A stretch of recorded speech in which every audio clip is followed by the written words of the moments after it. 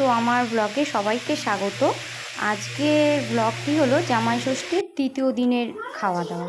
তো আজকে কিন্তু আমার বরমশাইয়ের তরফ থেকে খাওয়া দাওয়া ছিল। এই যে আমার মা সব কিছু রান্নাবান্না করে সব খাবার দাবার রেডি করছে। এই যে দেখো এটা, এই যে আমার বর খাচ্ছে, বরকে সব কিছু খেতে খেতে দিল। তারপর দেখো এই পাশে কিন্তু আমার ভাগ্নে, এমনকি ভাগ্নে বউ সবাই এসেছিলো আমাদের বাড়িতে। আমরা সবাই একসাথে খাওয়া দাওয়া করছিলাম। এই যে আমার বোন অনেকক্ষণ আগেই খাওয়া দাওয়া করেছিল, তাই ও দাদার পাশে বসেছিল, আর আমিও ওদের সাথে সাথেই খেয়ে নিচ্ছিলাম।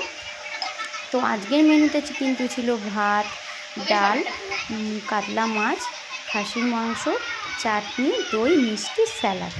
তো ভিডিওটি কেমন লাগলো একটু অবশ্যই কিন্তু কমেন্টে জানিও। টাটা, আবার আসবো নতুন ভিডিও নিয়ে।